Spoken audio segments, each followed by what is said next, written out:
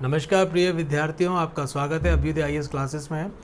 हम बैंकिंग एवं मौद्रिक नीति टॉपिक कर रहे हैं। इस टॉपिक के अंतर्गत हमने बैंकिंग के बारे में पढ़ लिया था और मौद्रिक नीति को हम आगे लेके चलते हैं। कल का एक छोटा सा रिकैप है भैया, रिवाइज देख लो कि कल क्या किया था। कल हमने फंक्शन ऑफ आरबीआई पे चर्चा करना लास्ट में जो छोड़ा था, आज हम उसको वहाँ से स्टार्ट करेंगे।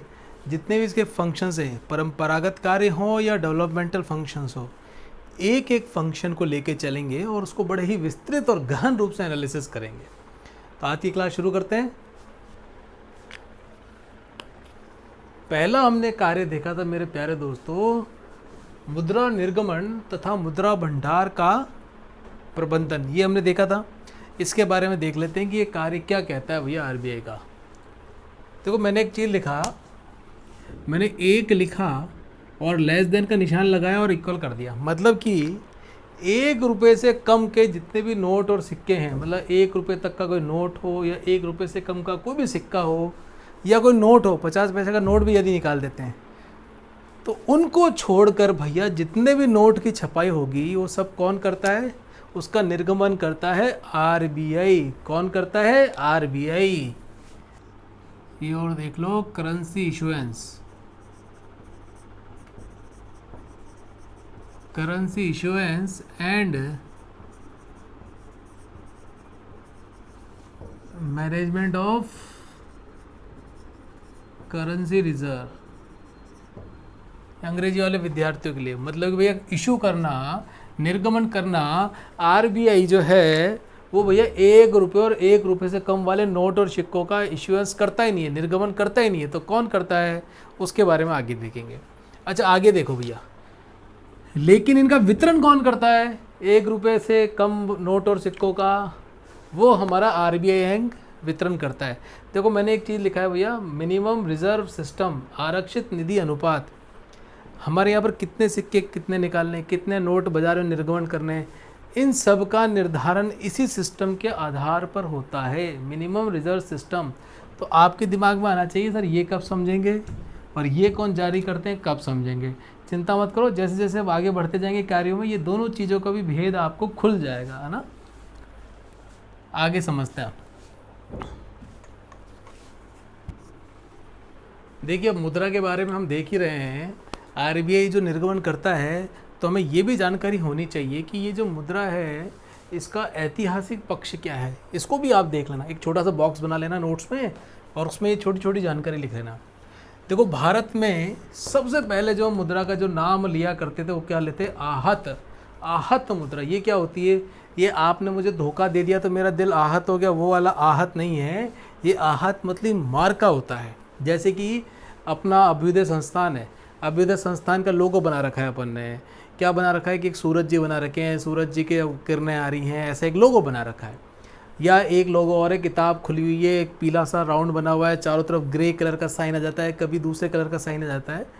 तो ये बेसिकली जो लोगो बना रखा है, इस लोगो को यदि मैं सिक्के पर ढाल दूँ, मतलब सिक्के पर छाप दूँ, मोहर लगा दूँ और उसको आपको दे दूँ, तो वो किस प्रकार की मुद्रा कहलाएगी? ये आहत मुद्रा कहलाएगी। प्राचीन काल में क्या हुआ करता था दोस्तों, जो व्यापारिक संगठन होते थे वह अपनी आहत मुद्रा चलाया करते थे। जैसे कि कोई टाटा जैसा कोई बड़ा कोई सेठ है, वो क्या करता था, अपने मार्का लगा के ऐसी मुद्रा बाजार में चला दिया करता था। उसको क्या बोलते थे? आहत। व्यापारिक संगठनों द्वारा चलाई जाती थी, है ना। ये यूँ मान लो, लोगो मार्क इस पर डाला करते थे व्यापारिक संगठनों द्वारा। अच्छा, फिर आई पण। पण कौन होती थी? पण होती थी राज्य प्रायोजित मुद्रा हुआ करती थी। कैसी मुद्रा होती थी? राज्य प्रायोजित। राज्य प्रायोजित मुद्रा से मेरा क्या अभिप्राय है? ऐसी मुद्रा जो कोई राजा हो या कोई ऐसी शासन की अथॉरिटी हो जिनके द्वारा जो मुद्रा जारी की जाती थी वो पण मुद्रा कहलाती थी, मतलब राज्य प्रायोजित। राज्य प्रायोजित का मतलब ये नहीं है कि वो सरकार हो भैया, राज्य मतलब राजाओं का शासन है, तो वो राज्य कैसा शासन हो गया भैया? राजा वाला शासन हो गया। हमारे यहाँ पे डेमोक्रेसी, तो हमारे यहाँ पर कैसा शासन हो गया? लोकतांत्रिक शासन हो गया। ये भी एक राज्य का तरीका हो गया, राज्य प्रायोजित।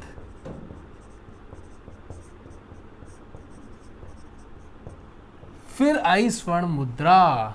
ये जो गोल्ड करेंसी थी, आप सभी जानते हैं, सबसे पहले गोल्ड करेंसी किसने इशू करी थी? इंडो ग्रीक ने, हिंद यवन ने, सबसे पहले जो लेके आए थे वो इंडो ग्रीक ही थे, जिन्होंने गोल्ड करेंसी इशुएंस करी थी। ये और लिख देता हूँ मैं आपको, हिंद यवन। इंग्लिश में इसको ध्यान कर लेना आप, इंडो ग्रीक। अच्छा, नेक्स्ट फैक्ट पे ध्यान करना, जो सबसे पहले संश्लिष्ट मुद्रा प्रणाली कौन लेके आया था, मतलब बड़ी रिफाइंड संश्लिष्ट प्रणाली कौन लेके आया था मुद्रा की, कितना देना, कैसे मुद्रा को बाजार में लेके जाना, उनको कैसे आपूर्ति और मांग का ध्यान रखना, ये भैया सबसे पहले स्टार्ट हुई थी गुप्त काल में। कब हुई थी? गुप्त काल में। ये भी आप फैक्ट इसमें जोड़ लेना। जब नोट्स बनाओ तो ऐतिहासिक पक्ष करके आप लिखना और एक छोटा सा बॉक्स बना लेना ऐसे।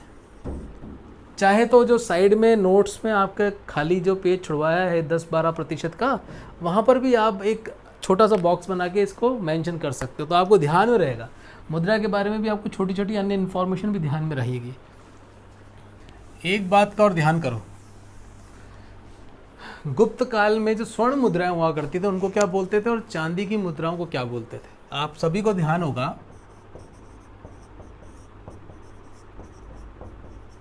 स्वर्ण मुद्राओं को और चांदी की मुद्राओं को क्या कहते थे? देखो भैया, स्वर्ण मुद्राओं को हम दिनार कहते थे। क्या? ये गुप्त काल की बात बता रहा हूं मैं, कब की बात कर रहा हूं? गुप्त काल की। और चांदी की मुद्राओं को कहते थे रूपक। बड़ा ऊ है, छोटा ऊ नहीं है, रूपक में बड़ा ऊ है। रूपक क्या हुआ करते थे भैया? चांदी की जो मुद्राएं हुआ करती थी उनको रूपक बोलते थे। कई बार आपको हिंदी के पर्यायवाची आप ध्यान करेंगे ना, तो उसमें आपको रूपक भी मेंशन मिल जाता है। तो चांदी की मुद्राएं रूपक कहलाती थी और स्वर्ण मुद्राएं आपकी दिनार कहलाती थी। देखो भैया, जो हमारा भारत की लोकेशन है हिंद महासागर के आसपास के एरिया में, वहाँ पर इस चांदी का तो बड़ा फेमस था, ये रूपक तो बहुत फेमस था। और यही कारण हो सकता है कि भारत में जो ये रूपक था ना, ये क्या बन गया बाद में? रुपया।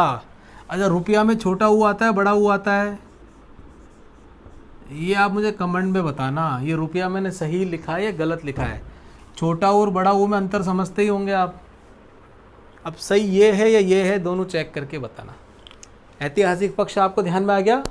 अब भैया हम चलते हैं मुद्रा के निर्गमन पर। इशू करते हैं मुद्रा, बाजार में अब लेके आते हैं मुद्रा को। और जो मुद्रा के स्वरूप के बारे में आपसे मैंने पहले चर्चा करी थी, उसको एक बार और पुनः देख लो। किसी भी अर्थव्यवस्था में जब मुद्रा होती है ना, वो कई प्रकार के माध्यमों से व्यक्त की जाती है। कैसे? बनावट के माध्यम से व्यक्त की जाती है भैया। मुद्रा की क्रय शक्ति कितनी है उसके माध्यम से भी तय की जाती है। और उस मुद्रा की स्वीकृति कैसी है उसके माध्यम से भी मुद्रा का स्वरूप तय होता है, जो हमने पहले देखा था। पहला भैया हम बात कर रहे हैं बनावट एवं क्रय शक्ति, फॉर्मेशन एंड परचेजिंग पावर। और ये हो गई एक्सेप्टेंस ऑफ करेंसी।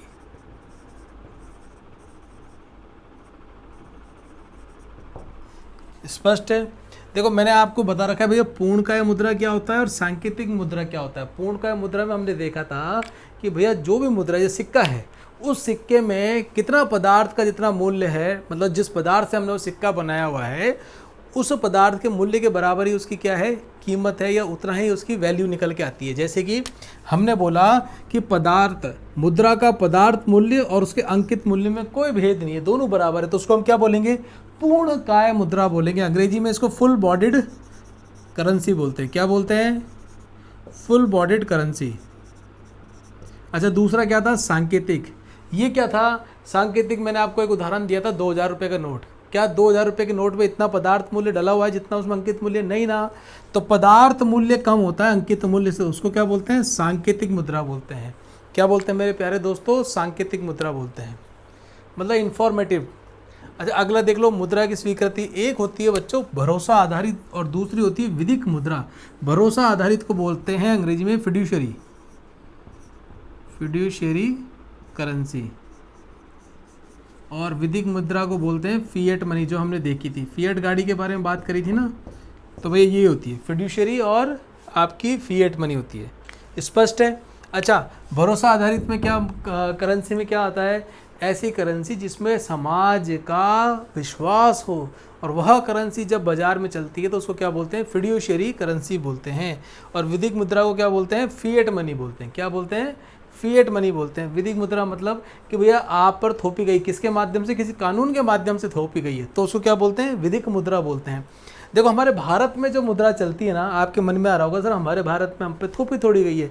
देखो भैया हमारे भारत में भरोसा आधारित और विदिक मुद्रा दोनों का कॉम्बिनेशन है। देखो लॉ ने तो थोप रखी है, समझ गए, लेकिन हमारा उसमें भरोसा है। और ये भरोसा कब आता है? धारणीय सामाजिक विश्वास जब होता है किसी पद्धति पे सरकार की, तब जाके ये वेरीफाई हो पाता है। देखो जिम्बाब्वे में एक बार क्या हुआ था, मुद्रा पे से विश्वास ही उठ गया था। वहाँ की सरकार ने तो बोल रखा था ये मुद्रा हमारे द्वारा जारी की गई है, लेकिन लोगों को उस पर विश्वास ही खत्म हो गया था। वहाँ पर जैसे कि यूँ कहते हैं, 1 रुपये जो अपना है उसके बदले में एक्सचेंज कीमत, मतलब आप $1 लेके जाओ तो आपको कितनी जिम्बाब्वे करेंसी मिलती थी पता है? वो ट्रक भर के ले आते थे, लो साहब इतनी करेंसी हमारे बाजार में पड़ी है, वैल्यू नहीं थी उसकी। तो हमारे भारत में कैसी करेंसी चलती है? ध्यान रखना, केवल फिएट मनी आ जाए ऑप्शन में तो कराना, लेकिन आपका भरोसा आधारित भी लिखा हुआ हो, फिड्यूशियरी भी लिखा हुआ हो, तो आप क्या करोगे? फिड्यूशियरी भी लिखा हुआ हो तो आप ऑप्शन, यदि आपसे बोल जाए 1 फिड्यूशियरी, 2 विदिक मुद्रा और 2 अन्य ऑप्शन भी हो, 2 अन्य ऑप्शन में पदार्थ और सांकेतिक कुछ और भी हो, तो भी आप ध्यान करना। अगर ये दोनों ऑप्शन साथ हैं तो इन दोनों को साथ करके आना। क्या? अगर उसमें ऑप्शन ऐसे भी हों 1 व 2, 1, 2, 3, तो फिड्यूशियरी और आपकी विदिक, मतलब कि भरोसा आधारित और विदिक मुद्रा, हमारे भारत में जो मुद्रा का स्वरूप है वो इनका मिला जुला स्वरूप है, विदिक मुद्रा और भरोसा आधारित मुद्रा। स्पष्ट है? ये मैं आपको पुनः एक बार रिवाइज करा रहा हूँ, नोट्स बनाओ तो इनको लिखना इसी प्रकार से शॉर्ट फॉर्म में लिख लेना। और ये पूरी लाइन को हमने केवल इस फॉर्मूले में आपको बता दिया कि पदार्थ मूल्य कम होगा अंकित मूल्य से, उसको क्या बोलेंगे? सांकेतिक मुद्रा बोलेंगे। स्पष्ट है? और पदार्थ मूल्य अधिक आता है अंकित मूल्य से, तो उसको क्या बोलेंगे? उसको बोलेंगे पूर्णकाय मुद्रा। ठीक है, चलो जी, थोड़ा सा इंटरप्शन आ गया था, ठीक हो गया है। ये हो गया, इसको मिटा दूं। अच्छा ये सांकेतिक को कर लेना इंडिकेटिव, क्या कर लेना? इंडिकेटिव। स्पष्ट है?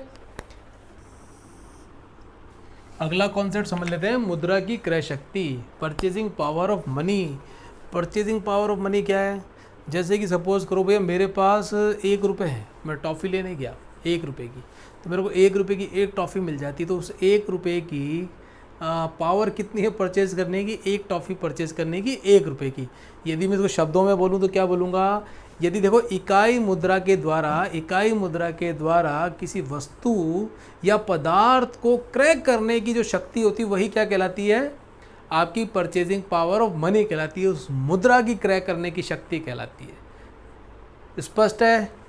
अच्छा अभी 2 प्रकार से देखी जाती है, एक तो भैया डोमेस्टिक, एक अंतर्राष्ट्रीय। डोमेस्टिक कैसे? घरेलू क्रय शक्ति,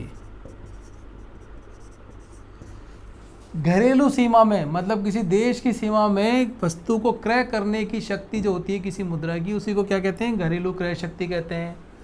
अंतर्राष्ट्रीय क्रय शक्ति मतलब कि भैया विदेश में या देश के बाहर किसी वस्तु को क्रय करने, वस्तु या पदार्थ को क्रय करने की शक्ति क्या कहलाएगी? आपकी इंटरनेशनल परचेजिंग पावर कहलाएगी किसी भी मुद्रा की। तो जैसे हमारे देश में कोई मुद्रा है भैया, फॉर एग्जांपल देखो कि 10 रुपये के आपको 1 किलो आलू आते हैं, 10 रुपये के क्या आते हैं? 1 किलो आलू आते हैं। तो जो 10 रुपये हैं इसकी परचेजिंग पावर कितनी है? 1 किलो आलू की है। कितनी? 1 किलो आलू की है। यदि मुझे बताओ ये आलू के दाम बढ़ गए तो 10 रुपये के सपोज करो कितने आलू आएंगे? आधा किलो आलू आएंगे। कितने आएंगे? आधा किलो आलू आएंगे। इसको आप क्या बोलोगे कि भैया पहली कंडीशन में तो आप कहेंगे भैया 10 रुपये की जो क्रय शक्ति है, परचेजिंग पावर, वो कितनी है? 1 किलो आलू खरीदने की है। अब आप बोलेंगे भैया अभी वर्तमान में 10 रुपये की जो मुद्रा की क्रय शक्ति पावर कितनी है? आधा किलो आलू खरीदने की है। मतलब कीमत बढ़ने से आपने देखा कि इसकी क्रय शक्ति आधी रह गई। क्या? आधी रह गई। तो मैंने एक चीज़ का रिलेशन निकाला कि कीमत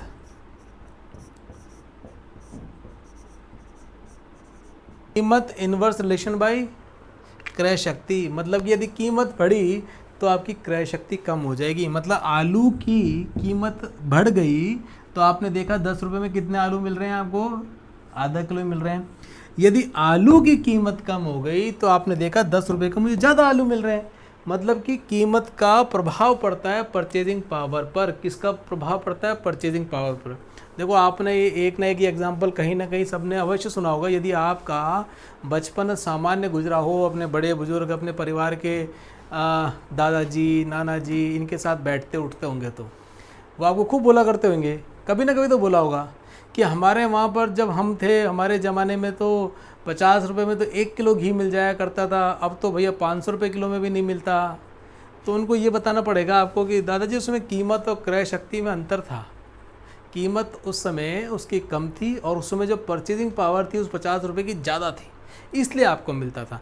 आज जहाँ पहले सपोज़ करो आपके दादाजी को 1,500 रुपये मिलते होंगे, 2,000 रुपये मिलते होंगे, 800 रुपये मिलते होंगे, तो उसमें भैया वो घर चलाते थे। तो उसी समय भैया जो क्रय शक्ति थी उसकी वो ज़्यादा थी। और क्यों थी? क्योंकि वस्तुओं की कीमत कम थी। अब भैया घी मिलता है, बढ़िया घी अगर आपको चाहिए तो 1,000-1,200 किलो से कम का घी नहीं मिलता। ये 300-400-500 रुपये घी नहीं है, ये तो सब फर्जीवाड़ा है। कम से कम 1200 से 1500 रुपये किलो अगर घी कहीं मिल रहा है तो वही, उसमें कुछ कंटेंट में मानूंगा कि ठीक है। जैसे हमारे देसी गाय है तो हमारे देसी गाय तो पहले तो जो घी बनता है वो बचता ही नहीं है, बचता है घर में ही सारा कंज्यूम हो जाता है। और अगर बच जाए ना तो उसको 2,500 रुपये तक में लेने के लिए तैयार बैठ रहते हैं कि सर आपकी देसी गाय का हमें घी दे दीजिए। पर वो इतना ही दूध देती है कि हमारे घर घर की व्यवस्था हो जाती है। हमें मालूम है ना भैया घी कितना कीमती है, 300-400 रुपये में कैसे घी को बना के दे रहा है। फिर आप घी नहीं खा रहे, अपने स्वास्थ्य के साथ खिलवाड़ कर रहे हैं। इससे बढ़िया तो घी मत खाओ, रूखी रोटी खा लो, ठीक है। तो कीमत और क्रय शक्ति का रिलेशन समझ में आ गया आपको। 10 रुपये का अगर 1 किलो आलू आ रहा है और अब 10 रुपये का आधा किलो आलू आ रहा है, इट मीन्स कि भैया इसकी मुद्रा की क्रय शक्ति कम हो गई। आपको जो मैंने शब्द बोले ध्यान में आ गए क्या? मुद्रा की क्रय शक्ति क्या होती है समझ में आ गई ना? आगे चलें। अच्छा ध्यान रखना, जब हम क्रय शक्ति, किसी भी मुद्रा की क्रय शक्ति का औसत निकालने की बात करते हैं तो उसमें एक चीज़ का विशेष ध्यान रखना, क्रय शक्ति आपकी डोमेस्टिक और क्रय शक्ति आपकी इंटरनेशनल, इन दोनों का जोड़कर औसत निकाला जाता है, तब आपकी मुद्रा की परचेजिंग पावर का आकलन होता है। कभी भी आपसे अगर स्टेटमेंट में प्रश्न पूछ लिया जाए कि भैया मुद्रा की परचेजिंग पावर निकालने के लिए ऑप्शन दे दें, ध्यान रखना डोमेस्टिक और इंटरनेशनल इन दोनों का औसत निकाला जाता है, दोनों जगह देखा जाता है। ऐसा नहीं होता कि हमारे देश में तो 1 रुपये का भैया 10 रुपये का 1 किलो आलू मिल रहा है, हाँ तो हमारी परचेजिंग पावर इतनी है। औसत देखा जाता है अन्य कंट्रीज़ में कितना मिल रहा है, उसके हिसाब से हमारी परचेजिंग पावर निकाली जाती है हमारी मुद्रा की। देखो ये सारी चीज़ें मैं आपसे क्यों चर्चा कर रहा हूँ, क्योंकि आपको जब ही समझ में आएगा ये मुद्रा निर्गमन और मुद्रा भंडार का प्रबंधन, उसके पीछे की ये कॉन्सेप्ट जब तक नहीं समझेंगे तो ये जो पहला कार्य है रिजर्व बैंक ऑफ इंडिया का, ये अधूरा हो जाएगा। आप चाहते हो क्या सती इन्फॉर्मेशन लेना, थतली थोतली इन्फॉर्मेशन लेना? बिल्कुल नहीं चाहते ना। तो जिस प्रकार से कर रहे हैं इसको समझते जाओ। कितना समय लग रहा है इसमें, फटाफट कर रहे हैं ना इसको। आगे चलें। इसमें एक चीज़ और समझो, देखो आपके अकाउंट में सपोज करो 1 लाख रुपए हैं। कितने? 1 लाख रुपए हैं।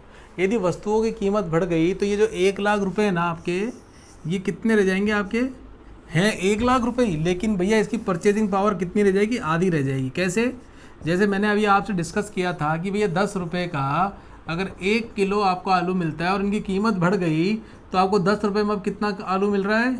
आधा किलो आलू मिल रहा है। तो भैया जो 1 लाख रुपए तो आपके अकाउंट में है, लेकिन इस 1 लाख रुपए की परचेजिंग पावर कितनी रह गई?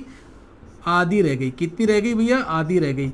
तो अब आप राजी हो गए कि भैया 1 लाख रुपए कह के, उधर तो भैया आधी हो गई, यहाँ पर 1 लाख रुपए हो गए। तो मेरे कहने का तात्पर्य क्या है भैया, जैसे जैसे समय बढ़ता है ना, ऐसे मुद्रा की परचेजिंग पावर में भी कमी आती है। क्या? परचेजिंग पावर में भी कमी आती है। आज तो 1 लाख रुपए हैं सपोज करो, और मैं आपके पिताजी के समय, मतलब जब आप पैदा हुए थे तब की मैं बात करूं, आज से 18-20 साल पहले की, तो आप क्या बोलेंगे? साहब 1 लाख रुपए अकाउंट में होना भी बहुत बड़ी बात होती थी। और आज के समय में मैं 1 लाख रुपए होने की बात करता हूं तो क्या लगता है कि यार वह कंपैरिजन, तो उस समय जो आपके अकाउंट में 1 लाख रुपए था और उसका बनिस्बत आज से मैं तुलना करता हूं तो ये 1 लाख रुपए कुछ नहीं है। क्यों? क्योंकि जो 1 लाख रुपए उस समय था उसकी परचेजिंग पावर बहुत ज़्यादा थी 18 से 20 साल पहले जो थी। 1 लाख रुपए में एक बड़ा सा प्लॉट खरीद सकता था मैं किसी एरिया में, लेकिन आज 1 लाख रुपए में मुझे छोटी सी थड़ी भी खरीदने के लिए नहीं मिलेगी। समझ गए? ये आप फैक्टर समझ गए। अच्छा, अब इसमें दूसरी चीज़ और देखो, मैंने आपसे 2 करेंसी की फॉर्म की बात करी थी, स्वरूप की। एक तो मैंने आपसे बात करी थी पूर्णकाय मुद्रा की, और मैंने एक आपसे बात करी थी सांकेतिक की। ये छोटा सा गूढ़ रहस्य समझ लेना, पूर्णकाय और सांकेतिक। पूर्णकाय मैंने आपसे क्या बोला था कि भैया ऐसी मुद्रा जिसमें जो वस्तु का मान है, जो पदार्थ का मूल्य का मान है, वो किसके बराबर है? अंकित मूल्य के मान के बराबर है। और सांकेतिक 2000 रुपये का नोट है तो भैया 2000 रुपये कीमत, लेकिन उसमें पदार्थ का मूल्य 2000 रुपये का नहीं है। समझ गए? अच्छा, अब ये जो कीमत है, देखो अब आरबीआई आ रही है रोल में, ध्यान रखना, अब आरबीआई का रोल बढ़ रहा है। पूर्णकाय मुद्रा है, इसकी बाह्य और जो वास्तविक क्रय शक्ति वो बराबर रहती है। मतलब बाह्य मतलब कि यदि आपको उसको बेच के, उसको गला के आप बेचने जाओगे तो भी आपको उतने रुपए मिलेंगे, और वास्तविक क्रय शक्ति मतलब 1 रुपये का सामान यदि आप लेने जाओगे तो उसकी वास्तविक क्रय शक्ति भी उतनी ही रहेगी, कम नहीं होगी। लेकिन भैया ये सांकेतिक में समस्या आती है। सांकेतिक में ये समस्या क्रिएट होती है। सपोज करो आपके पास स्वर्ण मुद्राएं हैं, ठीक है, बाजार में आपके पास एक स्वर्ण मुद्रा पे आप एक कार खरीद के ला सकते हो, मतलब कि 1 लाख रुपए उसकी कीमत है। तो भैया अगर कम रेट हो जाए या ज़्यादा हो जाए, वो तो जो गोल्ड का प्राइस रेट है ना, उस पर आपको मिलेगा ही मिलेगा, उतना तो आपको मिलेगा ही मिलेगा, उसको कोई नहीं तोड़ सकता। समझ गए? तो वो तो होती है पूर्णकाय, मतलब उसकी बाह्य और वास्तविक क्रय शक्ति बराबर है। लेकिन यदि मैं बात करूँ इस सांकेतिक की, तो सांकेतिक की बराबर है क्या? बिल्कुल भी नहीं है।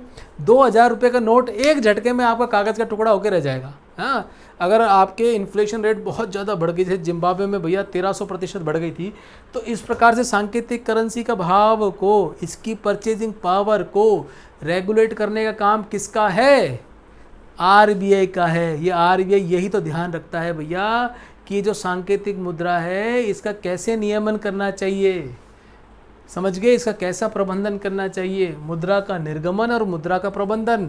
ये जो सांकेतिक मुद्रा है, यदि बाजार में ज़्यादा आपने पूर्ति कर दी तो क्या होगा? उसकी कीमत कम हो जाएगी, परचेजिंग पावर कम हो जाएगी। और यदि आपने बहुत कम कर दी बाजार में से, तो उस मुद्रा की परचेजिंग पावर बहुत ज़्यादा हो जाएगी। समझ गए? तो ये आप समझिए पूर्णकाय और सांकेतिक क्यों हम पढ़ रहे हैं, रिलेशन समझ में आ गया ना। देखो बच्चों, देखो मेरे प्यारे मित्रों, ये तुम्हारी नींव बनने का काम हो रहा है। इसको अच्छे से एक बार हम कर लेंगे ना, तो जो मेंस की क्लासेस लेंगे, मेंस का क्या हमारा सिलेबस थोड़ा सा डिफरेंट है। कल रजनेश जी अपने एक विद्यार्थी हैं, उनसे बात हो रही थी, वो थोड़ा सा घबरा रहे थे कि सर कैसे करें, ये इकोनॉमिक्स का इतना सफिशिएंट रह जाएगा क्या? देखो ये तो सफिशिएंट रह जाएगा ना, लेकिन भैया जो हमारी मेंस की तैयारी थोड़ी सी डिफरेंट रहेगी। हमने इसको क्या नाम दिया है, हमारे बैच को प्री कम मेंस इकोनॉमिक्स का बैच का नाम दिया है। ये क्या करेंगे भैया, इस प्री कम मेंस में मेंस के लिए हमारा पूरा आधार बन जाएगा।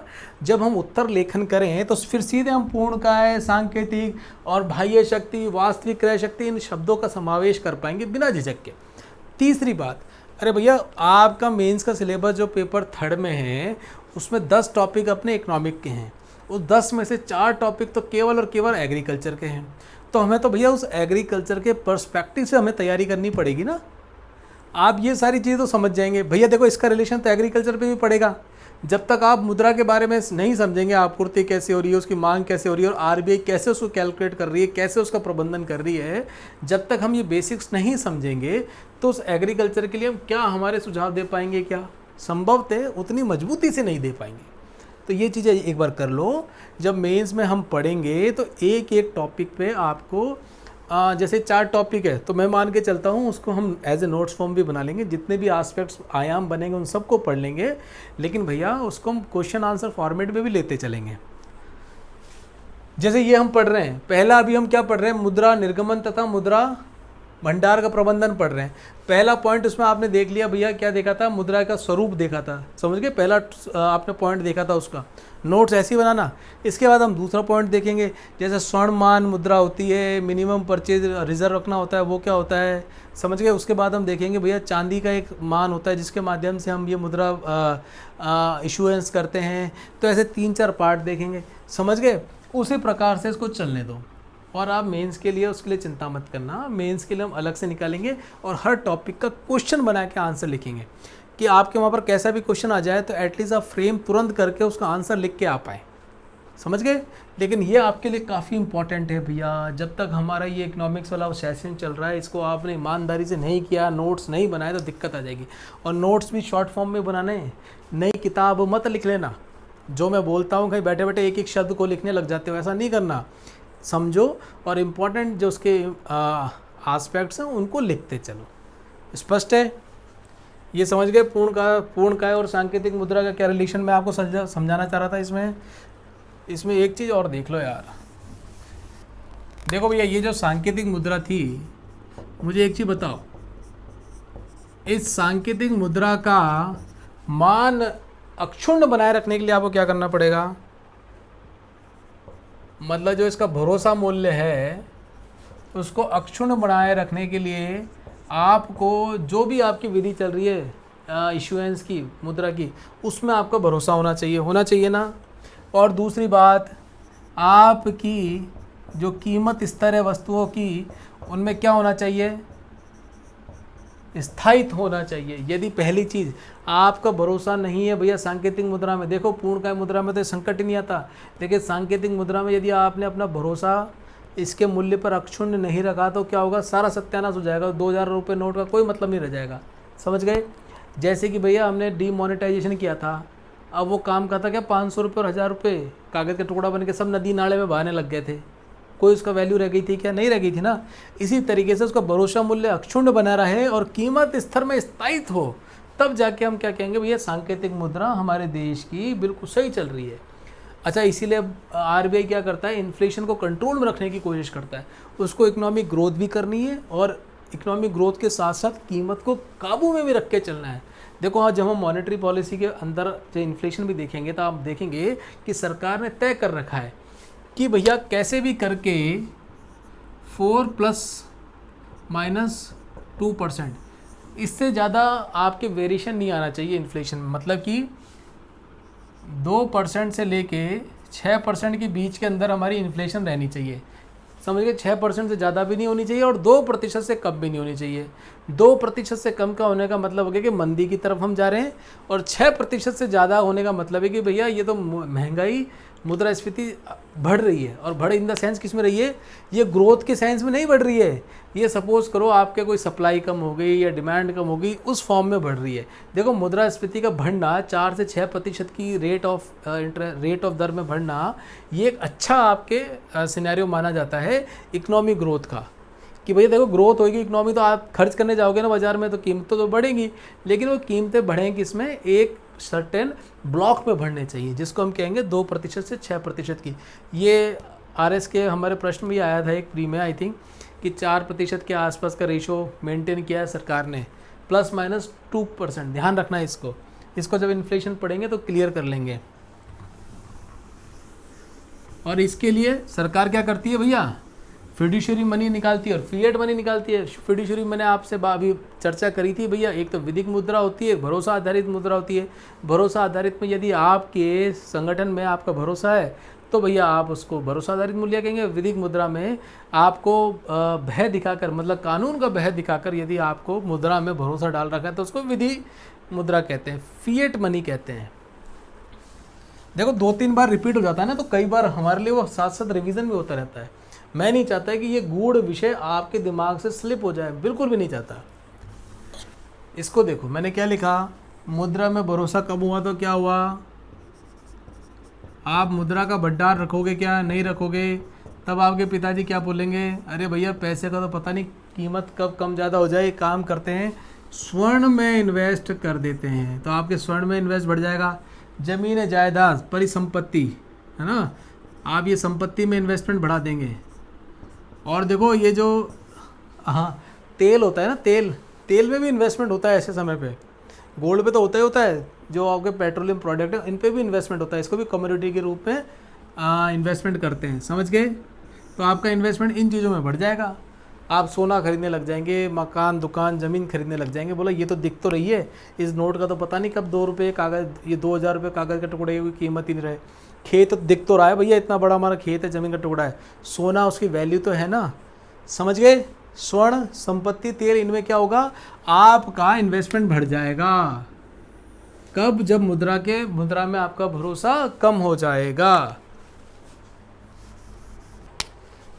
देखो दोस्तों, हम क्या पढ़ रहे थे, पहला कार्य मुद्रा निर्गमन तथा मुद्रा का भंडार, और दूसरा इसके अंदर हमने टॉपिक लिया था फिर मुद्रा का स्वरूप।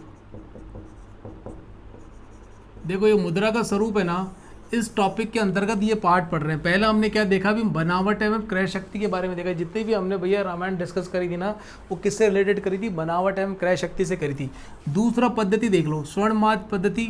अभी बेसिकली 5 बेसिकली स्टैंडर्ड है जो मुद्रा का स्वरूप होता है मुद्रा का स्वरूप होता है। इसमें से ये हमने देख लिया। अब दूसरा देख लो भैया, स्वर्णमान पद्धति, इसको गोल्ड स्टैंडर्ड मेथड कहते हैं। इसमें क्या होता है, इसमें ये भी एक सांकेतिक मुद्रा होती है। इसमें मैं आपको ये सपोज करो, एक कागज़ का टुकड़े पे लिख के दे दूं कि मैं धारक को 100 रुपये मूल्य का स्वर्ण प्रदान करने के लिए वचनबद्ध हूँ, ऐसे लिख के देता हूँ, नीचे अपना साइन कर दूँ, तो क्या कहलाएगा, स्वर्णमाद पद्धति कहलाएगा। मतलब कि 100 रुपये का सोना मैंने अपने पास रखा हुआ है और उसके बदले में मैंने आपको वो कागज़ का टुकड़ा दे दिया, तो उसको क्या बोलेंगे हम, स्वर्णमान पद्धति कहेंगे। सेम इसी तरीके से रजतमान पद्धति होती है। इसमें भी मैं एक कागज़ के टुकड़े पे स्टेटमेंट लिख के दे देता हूँ कि मैं फला फला धारक को 100 रुपये का रजत मतलब कि गोल्ड देने का वादा करता हूँ, और नीचे अपना साइन करके आपको कागज़ का टुकड़ा दे दूंगा। वो बाजार में चलता रहता है एज ए मुद्रा के रूप में, समझ गए। लेकिन उतना मुझे सिल्वर अपने पास रखना पड़ेगा। जो भी एंटिटी ये कर रही है ना, इस पद्धति को यूज़ में ले रही है, उसको उतना सामान अपने पास कोष में रखना पड़ेगा। तीसरा अनुपातिक धातुमान पद्धति, इसका तो वैसे आप समझ लो, लेकिन अब इसका इतना यूज़ होता नहीं है, इस पर विश्वास कम हो गया। क्योंकि इसमें क्या होता है भैया, मुद्रा का पदार्थ मूल्य और अंकित मूल्य जो होता है उसमें अंतर होता है। अंतर इन द सेंस कि मुद्रा का जो पदार्थ मूल्य है वो कम होता है और अंकित मूल्य ज़्यादा होता है, तो लोग इस पर विश्वास कम करते हैं। लेकिन गोल्ड मान और रजत मान पद्धति पर लोगों का विश्वास है। अच्छा, अभी भी आप देखते हैं ना, गोल्ड के हम बॉन्ड निकाल ही रहे ना सरकार, वो एक तरीके से यही है भैया, गोल्ड मान पद्धति के अनुसार। तीसरा होता है मिनिमम रिजर्व सिस्टम, जिसको हम बोलते हैं न्यूनतम आरक्षित मान अनुपात। ये पद्धति वही पद्धति है जो आपके पास हाथों में नोट है ना, अभी ये नोट जिस पद्धति के माध्यम से आपको मिलते हैं वो ये मिनिमम रिजर्व पद्धति है। न्यूनतम आरक्षित मान पद्धति, न्यूनतम आरक्षित, इससे मेरा क्या तात्पर्य, देखो रिजर्व बैंक क्या करती है कि कुछ न्यूनतम मिनिमम रिजर्व रखती है अपने पास, उसके अगेंस्ट में नोटों का निर्गमन करती है। देखो हमारे यहाँ पे स्टार्टिंग में 200 करोड़ का सोना रिजर्व बैंक ने अपने पास हमेशा सेविंग में रखा कि इसके अगेंस्ट में हम क्या करेंगे, नोटों को निर्गमन करते रहेंगे। मतलब बोला इतना तो मिनिमम रिजर्व हमें रखना ही रखना है नोटों को निर्गमन करने के लिए। इस पद्धति को क्या बोलते हैं, मिनिमम रिजर्व सिस्टम बोलते हैं, समझ गए। अच्छा, अब ये जो मिनिमम रिजर्व सिस्टम है, इस पर जो भी मैं आपसे चर्चा कर रहा था, फिड्यूशियरी और फिएट मनी, मतलब कि जो आपकी मॉनेटरी अथॉरिटी है उस पर आपका विश्वास होना अत्यंत आवश्यक है, तभी आपकी मिनिमम रिजर्व सिस्टम जैसी पद्धति बड़े अच्छे से काम करती है। ये आपको समझ में आ गए। 5 प्रकार ये हो गए। नोट्स बनाओ तो ऐसे ही बनाना। पहला कार्य ये लिखना, मुद्रा निर्गमन तथा मुद्रा प्रबंधन का भंडार। इसके बारे में जो हमने छोटी छोटी चर्चाएं करी, वो चर्चाएं नोट्स में लिखते जाना। नोट्स मतलब कि सिनॉप्सिस होने चाहिए, है ना, बड़े बड़े मत लिख लेना।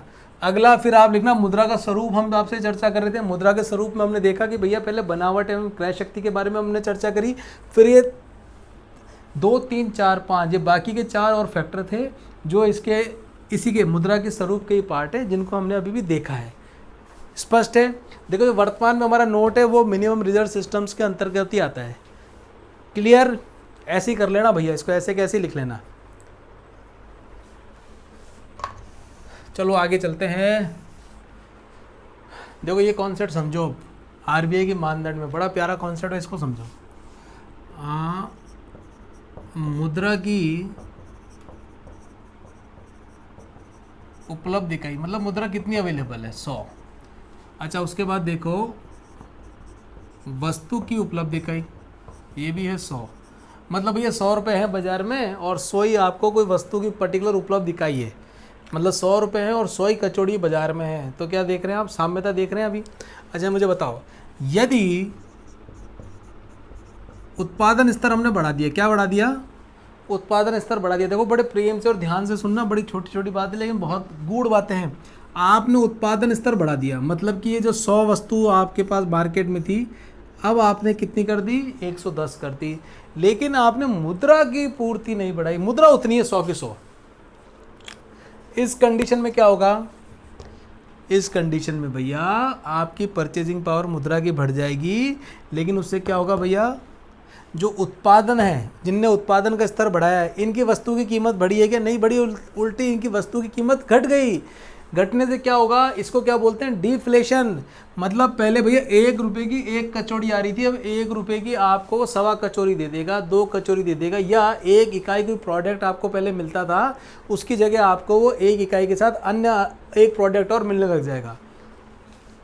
किलो में यदि बात करेंगे भैया, अगर 1 किलो को सामान मिलता था और अब यदि आपने उत्पादन बढ़ा दिया तो पैसा तो बाजार में 100 रुपये है, तो उसको तो सामान बेचना है, तो क्या करेगा भैया? उसमें उसकी कीमत कम हो जाएगी। कीमत इन द सेंस कि भैया अब 1 रुपये में जो पहले मुझे 1 किलो सामान मिलता था अब 1.25 किलो मिलने लग जाएगा। मतलब क्या हुआ? ये अब स्थिति आ गई। मतलब क्या हो गया कि उसकी जो रेट है प्रोडक्ट की उसमें कमी आ गई। मतलब कि उत्पादन स्तर बढ़ाया लेकिन हमने मुद्रा की पूर्ति नहीं बढ़ाई। ध्यान रखना। तो क्या होगा? अविस्फीति की सिचुएशन आ जाएगी, जिसको बोलते हैं डिफ्लेशन। जैसे मुद्रास्फीति, सबकी कीमत बढ़ती है ना वस्तुओं की, इसमें क्या होता है? वस्तुओं की कीमत कम हो रही है ना। हमने उत्पादन तो बढ़ा दिया लेकिन बाजार में तो 100 रुपये ही है, तो इसकी ऑटोमेटिक कीमत बढ़ जाएगी। देखो हम क्या कहते हैं, चाइना ने किस लिए अपना वर्चस्व स्थापित किया? उसने अपना प्रोडक्शन बड़ा वृहद कर दिया, जिससे क्या हो गया? उसकी प्रोडक्ट की कॉस्टिंग कम हो गई। लेकिन क्या था? इंटरनेशनल मार्केट में मुद्रा थी, इतनी मुद्रा थी कि वो जो डिमांड आ रही थी या जो सप्लाई ये कर रहे थे वो कम थी, तो इन्होंने अपनी सप्लाई को बढ़ा दिया और जितनी मार्केट में एक्सेस पैसा था उसको अपने पास खींच के लिया है सामान बेच के। लेकिन क्या हुआ? उन्होंने अपना जो उत्पादन बढ़ाया उससे प्रति इकाई की कीमत कम हो गई। समझ गए? प्रति इकाई की कीमत कम हो गई। कॉस्ट ऑफ गुड्स समझते हैं ना आप? कॉस्ट ऑफ गुड्स क्या होता है? कॉस्ट ऑफ गुड्स होता है भैया कि प्रति इकाई आप कुछ खरीदने जा रहे हो, उसके लिए कितना आप पैसा दे रहे हो, तो वो उस वस्तु की क्या कहलाती है? कीमत कहलाती है। ये मैं पेन लेने गया बाजार में, तो पेन मुझे यदि 10 रुपये की मिला तो इसकी कीमत क्या हो गई? इस प्रति इकाई पेन की कीमत क्या हो गई? 10 रुपये हो गई। तो कॉस्ट ऑफ गुड्स क्या हो गई? जैसे इसकी 10 रुपये हो गई। ध्यान रखना, ठीक है? व्योमकेश बख्शी मत बनना कि साहब ये तो कॉस्ट बोल रहे हो आप, इसमें लाभ शामिल नहीं है, ये नहीं है। अभी सिंपल सा एग्जांपल इतना समझ लेना, कॉस्ट ऑफ गुड्स 10 रुपये। अच्छा मुझे बताओ, उत्पादन स्तर बढ़ गया, कितना बढ़ा दिया आपने? 110 कर दिया, पैसा इतना ही है, तो क्या होगा? अविस्फीति की स्थिति आएगी। मतलब कि जो उत्पादक है, उत्पादक जो है उसको अपने प्रोडक्ट की कम कीमत मिल रही है, बाजार में पैसा नहीं है, पैसा तो उतना 100 का 100 ही है, तो भैया क्या होगा? उत्पादक भी हतोत्साहित होगा। समझ गए? और उत्पादक हतोत्साहित होगा तो आपकी जो इकोनॉमी है वो भी क्या? डाउन जाएगी। वो भी क्या जाएगी? डाउन जाएगी। ये ज़्यादा बनाएगा ही नहीं, ये क्यों प्रोडक्शन बढ़ाएगा? प्रोडक्शन बढ़ाती तो रेट कम हो जाती है, तो प्रोडक्शन कम रखेगा। ये कितना रखेगा? मात्र 100 ही रखेगा। क्यों प्रोडक्शन बढ़ाएगा? समझ गए? अच्छा अगली बात समझो। तो सर ये स्थिति ठीक करने के लिए क्या करना पड़ेगा? ये स्थिति ठीक करने के लिए मेरे प्यारे दोस्तों, ये जो 100 है ना, इसमें 10 रुपये का इंटेक बढ़ाना पड़ेगा। क्या करना पड़ेगा? 10 रुपये का इंटेक हमें बढ़ाना पड़ेगा। समझ गए? जैसे 110 रुपये उपलब्ध इकाई बाजार में हो जाएगी, तब क्या होगा? इसकी कीमत, इसका जो उत्पादन कर रहा है वह कीमत नहीं गिरेगी। वस्तु की जो इकाई कीमत है वो अविस्फीति की श्रेणी में नहीं जाएगी। ध्यान है? अच्छा इसलिए मैं आपसे कहता हूँ कि भैया क्यों इन्फ्लेशन कई बार हमारे लिए ज़रूरी भी है। देखो छोटी छोटी बातें, आपकी जैसे ही चैप्टर सारा फिनिश हो जाएगा ना, तो आपको काफ़ी चीज़ें एकदम से सारी जुड़ जाएंगी दिमाग में। इसीलिए कहते हैं कि इन्फ्लेशन हमारा जो है 4% प्लस माइनस कितना होना चाहिए? 2% होना चाहिए। मतलब कि भैया वस्तुओं की कीमतें भी बढ़ती रहनी चाहिए, नहीं तो क्या होगा? उत्पादक हतोत्साहित हो जाएगा, लेकिन एक रेंज में बढ़नी चाहिए। समझ गए? अच्छा ये जो मुद्रास्फीति बढ़ रही है, तो फिर आप तो बोलेंगे सर फिर ये मुद्रा का क्या होगा? मुद्रा तो है वहाँ पर मार्केट में 100 ही, और हमारी मुद्रास्फीति के लिए हम कह रहे हैं कि भैया 4% तो हमें बढ़नी चाहिए। तो भैया 4% मुद्रा बाजार में हम डालेंगे। समझ गए? मुद्रा की पूर्ति बढ़ाएंगे। ठीक है? इसको मैं आपको थोड़ा सा और क्लियर कर देता हूँ, 1 मिनट रुको। एक बार एक और इस एग्जाम्पल को और क्लियर कर लेते। देखो मेरे प्यारे भारत देश की ग्रोथ रेट सपोज करो 8% है। मतलब ग्रोथ रेट से मेरा तात्पर्य है कि हमारे देश में उत्पादन जो बढ़ रहा है वो 8% के रेट से बढ़ रहा है। कि पिछले वर्ष यदि मैंने 100 कचौरी बनाई थी, तो इस बार मैंने कितनी बना दी? 108 बना दी। समोसा चेंज कर दिया। समझ गए? और यदि गाड़ी घोड़ों की बात करूं तो भैया 8% ग्रोथ रेट का मतलब हो गया कि यदि सपोज करो मैं कार बना रहा हूं 8% रेट के हिसाब से उसमें ग्रोथ लेके आ रहा हूँ, तो भैया अगले वर्ष मैंने कितनी बनाई, 108 बनाई, उसके बाद कितनी बनाई, 108 पे 8% की ग्रोथ रेट करी। तो भैया ये जो ग्रोथ रेट हो रही है, तो इसमें मुद्रा की भी तो वृद्धि दर हमें करनी पड़ेगी। अरे भैया पहले 100 रुपये बाजार में थे तो 100 रुपये का तो सामान आ रहा था, अब हमारी जो ग्रोथ रेट इकोनॉमी की 8% है, तो मुझे ये बताओ हमारी इकोनॉमी में मुद्रा की वृद्धि दर कितनी करनी पड़ेगी।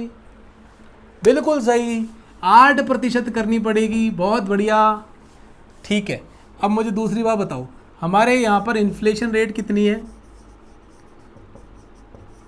कितनी रेट इन्फ्लेशन रेट हमें रखनी चाहिए। मैंने आपसे कहा था 4% में ±2, मैं 4% पकड़ के चलता हूँ, समझ गए। तो 4% तो मुझे इन्फ्लेशन के लिए भी भैया पैसा डालना पड़ेगा। ये तो मेरी इकोनॉमी ग्रोथ कर रही है, उसके लिए मुद्रा की वृद्धि दर हो गई। और भैया उस सपोज करो कि जो इन्फ्लेशन रेट है उस वस्तु की कीमत भी तो बढ़ रही है, उसके लिए 4% की भी मुद्रा मुझे बाजार में डालनी पड़ेगी।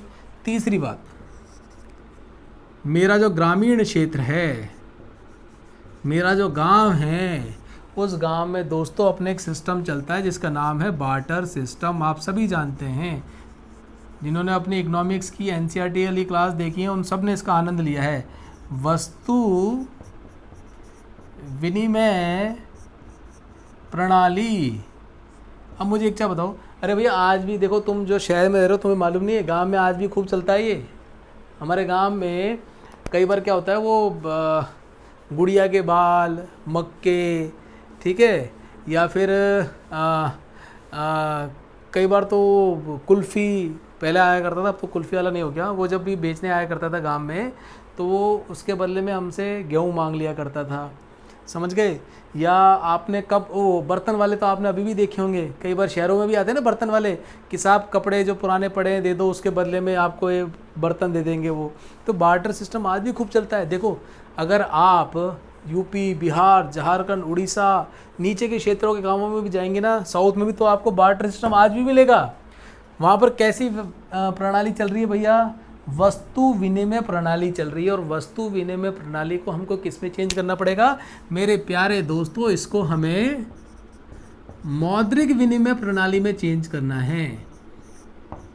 अच्छा मुझे बताओ, जहाँ पहले मैं वो 1 किलो गेहूँ दे रहा था, अब मौद्रिक विनिमय प्रणाली में मुझे चेंज करना है, तो मुझे क्या करना पड़ेगा, उसको पैसा देना पड़ेगा ना। तो पैसा तो होना चाहिए ना। अरे हम भैया गेहूँ वेहूँ क्यों दे देते हैं, क्योंकि हमारे पास वो सामान पड़ा है तो हमने वो एक्सचेंज करके दे दिया, समझ गए ना। मूल कारण यही होता है, नहीं तो पैसे में नहीं खरीद लेते क्या। तो भैया मौद्रिक विनिमय प्रणाली में इसको कन्वर्ट करना है, तो ये मान के चलते हैं कि हमारे ग्रामीण इकोनॉमी में 4%, एटलीस्ट 4% जो है वो मौद्रिक जो विनिमय चल रहा है, जो विनिमय चल रहा है वो कैसा चल रहा है, वस्तु विनिमय चल रहा है। और वस्तु विनिमय को मौद्रिक विनिमय प्रणाली में चेंज करने के लिए कितना हमें और मुद्रा डालनी पड़ेगी, 4% मुद्रा और डालनी पड़ेगी। अच्छा मुझे बताओ, ये जो आप सिनेरियो देख रहे हो, हमारे देश में एक वृहद रूप से मौद्रिक विनिमय प्रणाली को बढ़ाने के लिए जो आरबीआई काम करेगी, सरकार हमारी काम करेगी, तो कितना उसको इनपुट डालना पड़ेगा। देखो मेरे प्यारे दोस्तों, 8% तो ये हो गया, 4% ये हो गया, और 4% ये हो गया। 8 + 4 + 4 ये कितना हो गया, 8 4 12 और 4 16। लो साहब, 16% मुद्रा की पूर्ति करनी पड़ेगी, समझे। छपाई करना, कैसे बढ़ाना, ये सारे काम कौन देखेगा, आरबीआई देखेगा, समझ रहे हो ना। छोटी छोटी चीज़ें लेकिन बहुत इंपॉर्टेंट है। अब देखो, जब भी तुम बिजनेस वाला सेक्शन पढ़ोगे ना अखबार, तो इन चीज़ों को तुम फील कर पाओगे कि भाई मुद्रा की पूर्ति कैसे करनी है। अरे इन्फ्लेशन रेट 4% बढ़ रही है, तो ये जो मॉनेटरी पॉलिसी लेके आती है गवर्नमेंट, उस गवर्नमेंट में क्यों ऐसा करती है, कई बार तो रिवर्स रेपो बढ़ा देती है, कम कर देती है, रेपो रेट बढ़ा देती है तो कम कर देती है।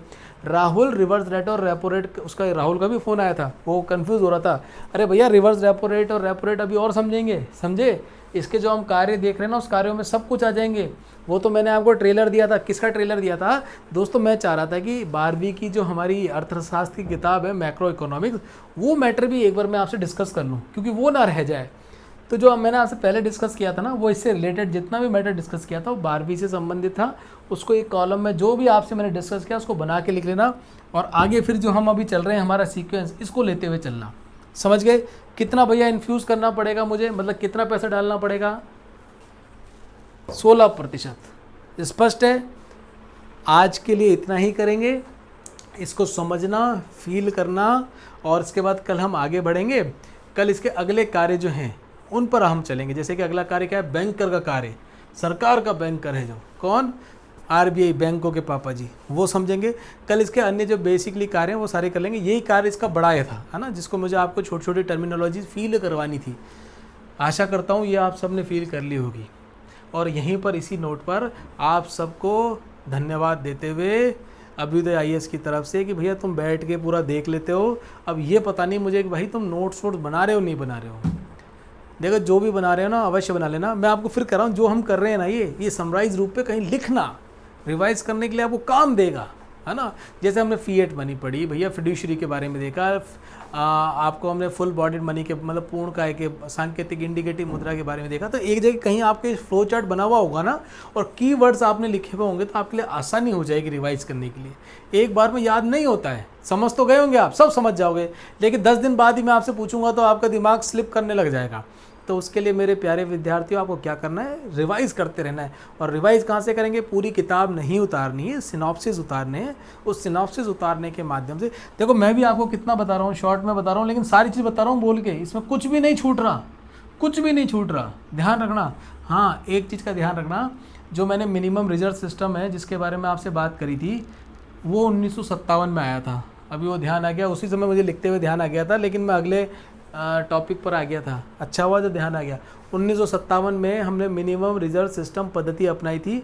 जो हम देख रहे थे ना भैया कि 200 करोड़ रुपए सोना रख के हम हमारा पैसा निर्गमन करते हैं, पैसा छापती है आरबीआई, वो 1957 में पद्धति हमने अपनाई थी। मतलब कागज़ के बदले में कागज़ दे देते हैं, समझ गए? आप कागज़ का वो नोट दे के नया कागज़ का नोट लेके आ सकते हो। ये इतनी सी बात है। चलो साहब, यहाँ तक क्लियर है।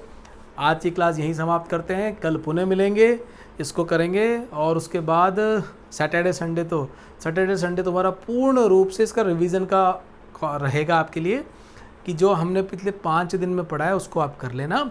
और सैटरडे संडे को जीके की क्लास स्टार्ट कर देंगे। और देखो, पॉलिटी की क्लासेस के लिए भी बात हो रही है, और सैटरडे संडे को ही हमारी पॉलिटी की क्लास भी आपको मिल जाएगी। चलिए, धन्यवाद।